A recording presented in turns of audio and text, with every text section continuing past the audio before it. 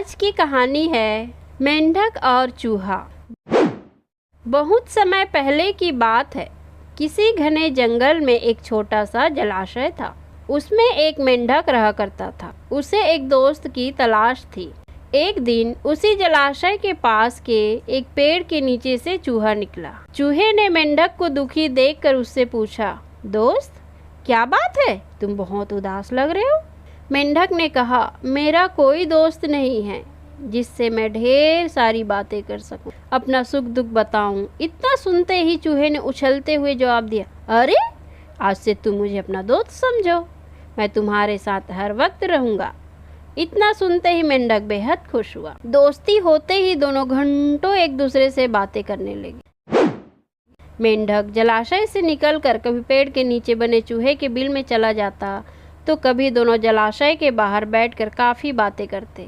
दोनों के बीच की दोस्ती दिनों दिन काफी गहरी होती गई। चूहा और मेंढक अपने मन की बात अक्सर एक दूसरे से साझा करते थे। होते होते मेंढक के मन में हुआ कि मैं तो अक्सर चूहे के बिल में उससे बातें करने जाता हूँ, लेकिन चूहा मेरे जलाशय में कभी नहीं आता।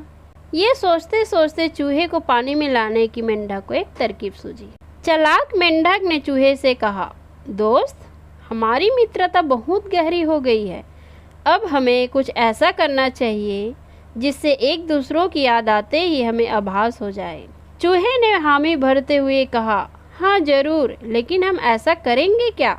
दुष्ट मेंढक फटाक से बोला, एक रस्सी से तुम्हारी पूंछ और मेरा एक पैर बांध दिया जाए, तो जैसे ही हमें एक दूसरे की याद आएगी तो हम उसे खींच लेंगे, जिससे हमें पता चल जाएगा।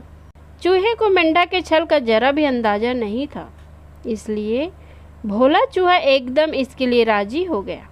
मेंढक ने जल्दी जल्दी अपने पैर और चूहे की पूंछ को बांध दिया।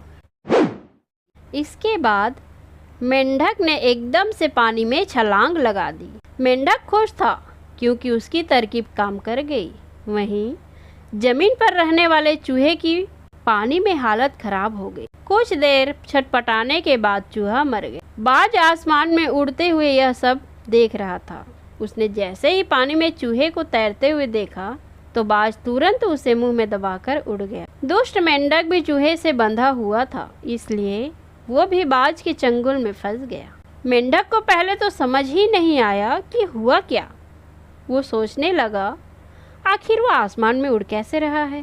जैसे ही उसने ऊपर देखा तो बाज को देखकर वो सहम गया। वो भगवान से अपनी जान की भीख मांगने लगा, लेकिन चूहे के साथ साथ बाज उसे भी खा गए। तो दोस्तों, इस कहानी से हमें यह सीख मिलती है कि दूसरों का नुकसान पहुंचाने की सोच रखने वालों को खुद भी नुकसान उठाना पड़ता है।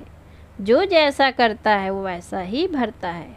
इसलिए दुष्ट लोगों से दोस्ती नहीं करनी चाहिए और हर किसी की हाँ में हाँ नहीं मिलानी चाहिए, बल्कि अपनी बुद्धि का भी प्रयोग करना चाहिए। तो दोस्तों, आज की कहानी आपको कैसी लगी कमेंट में ज़रूर बताइएगा। अगर आपको यह कहानी अच्छी लगी तो प्लीज़ चैनल को लाइक, शेयर एंड सब्सक्राइब ज़रूर कीजिएगा। धन्यवाद।